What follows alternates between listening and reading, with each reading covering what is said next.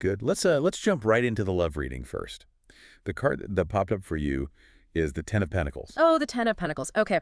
The reading we looked at called this a really positive card for love, like completion, joy, fulfillment. That sounds pretty great. It really does, yeah. Yeah. Usually the Ten of Pentacles, especially in relationships, it points towards, well, real stability, Mm. security. Like a solid foundation. Exactly. A solid foundation. It suggests potential for, long-term commitment, that deep kind of happiness. Yeah. Having that strong base, Yeah. it kind of frees you up emotionally Right. for growing together, sharing things. The complacency risk isn't about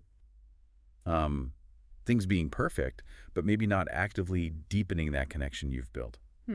Okay. The reading definitely talked about that feeling of comfort, contentment, feeling supported and cherished by your partner, and giving that back too. Yeah, that mutual support is key. And what's interesting with the Ten of Pentacles is how it often connects to the bigger picture too. Bigger picture, like Like family, friends, your community. It suggests a shared life that's, Yep. full love, laughter, belonging with others around you, not just the two of you. So overall, it feels like a really positive snapshot for love on that day. A time to maybe just appreciate what you have. Absolutely. Feel that gratitude for the connection. But, and this is important, the reading also mentioned a potential pitfall. Ah, okay. What's that? Complacency. Yeah. Getting too comfortable when things good. Yeah. Right. So things are stable, maybe even amazing, and you just kind of coast without putting in the effort. That's basically it. Security is wonderful. We all want that.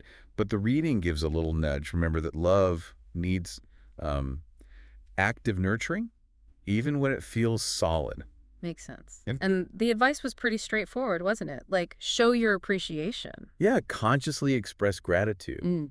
Words, actions, maybe just dedicating some real quality time together. Keep that positive energy flowing. And it also suggested shaking things up a bit, not getting stuck in a rut. Exactly. Yeah. Avoid becoming too comfortable in the routine. Plan a surprise, try something new together.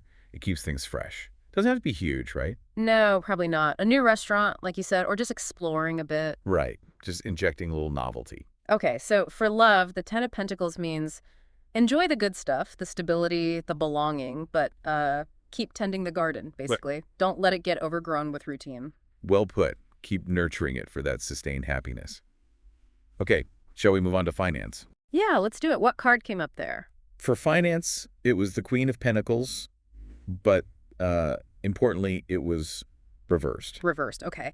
The reading suggested that often means potential isn't quite being met, something like that. That's a good way to look at it, yeah. Mhm.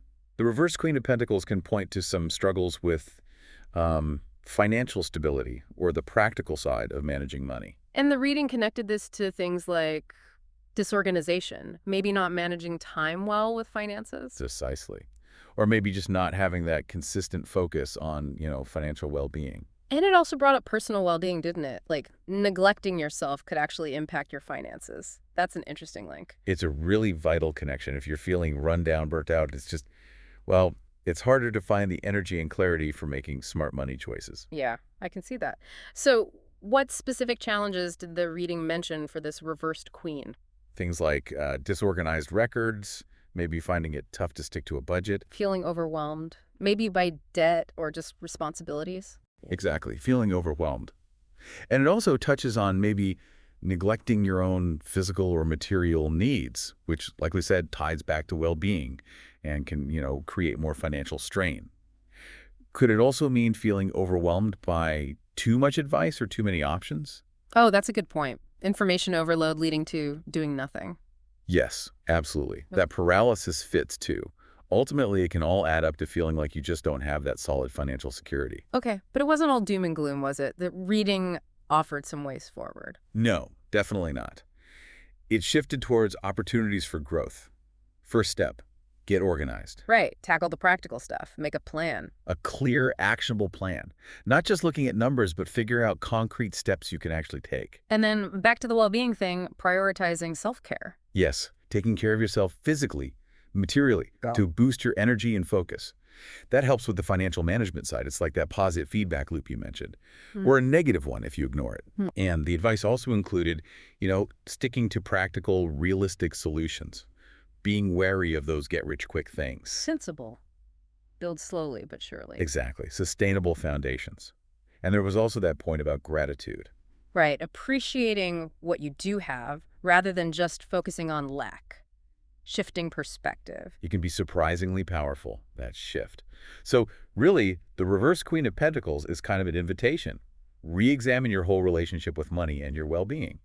Taking those proactive steps, organizing, self-care, that's how you build a more stable future. Okay, so round yourself in the practical side of money, but don't forget that taking care of yourself is a massive part of that financial picture too. Precisely. Balance, harmony.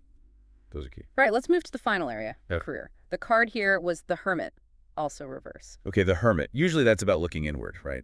Introspection. So reversed is not doing that. That's the gist, yeah. A reversed Hermit often suggests maybe a lack of self-awareness, feeling disconnected from your intuition, and looking outside for answers, like needing approval from others. Exactly. Seeking external validation instead of trusting your own inner guidance. So in a career, how might that actually show up? The reading mentioned being easily influenced. Yeah, maybe letting others' opinions or pressures sway you too much, which can lead to feeling, uncertain about your path, feeling a bit stuck maybe. Or maybe ignoring what you really want in your career, your own values. That's a big part of it. Potentially sidelining your genuine desires to fit in or meet some external expectation. It suggests a disconnect from your inner compass, really, if you're always looking outwards. You end up building someone else's definition of success. Exactly. Which can feel empty even if you hit those external goals. So the main challenge here, according to the reading, is that lack of trust in your own gut feelings, constantly second-guessing yourself. Yes, that seeking external approval loop. It can be really frustrating and definitely hold back your progress. You end up not really steering your own ship. But like the Queen of Pentacles, there's an opportunity here too. Absolutely. The opportunity is to actively reconnect, to turn back inward towards your own wisdom. Which means taking time for some real self-reflection, asking those big questions. Right. Re-examining what motivates you, what your core values are, what you genuinely want from your career. The reading prompted things like, what are my strengths? What values matter most to me at work? What kind of environment do I actually thrive in? Those are important questions. So the guidance is about making space for that reflection. Yes. Intentionally prioritizing it. Things like journaling, meditation, even just finding some quiet time to think. It helps you tune back into that inner voice. And checking if your current goals actually line up with what you truly want, not just what you think you should want. Exactly. Aligning with your authentic desires and values. And maybe the biggest piece of advice is to actively practice trusting your instincts. Even if they go against what everyone else is saying. Especially then, perhaps. It's about building that confidence in your own judgment, your unique path. Okay, so the reversed Hermit in career is basically saying, hey, look inwards. Your unique path matters. Listen to your intuition to figure out your strengths and desires, leading to a more fulfilling work life, hopefully. That sums it up well. It's guidance, remember, an opportunity to understand yourself better professionally. You have the power to make adjustments and trust that inner wisdom. Right. Okay, so let's just quickly recap this deep dive into the reading for Tuesday, April 22nd. For love, we had the Ten of Pentacles. Yeah, suggesting joy, stability, but with that little nudge to actively nurture the connection, avoid complacency. Then finance, the reversed Queen of Pentacles. Pointing to a need for practical organization and prioritizing your own well-being for better financial stability. And finally, career with the reversed Hermit. Encouraging that reconnection with your inner self, trusting your intuition more to find a truly fulfilling path. So we've explored these potential insights for that specific day. And considering these energies, maybe here's a final thought for you, the listener, to take away. Thinking about love, finance, and career as we've discussed them. What's one small intentional action you could maybe take? Just one thing. Yeah, either to really lean into the positive stuff suggested or maybe to start tackling one of the challenges. Exactly. Just something small to reflect on for your own journey.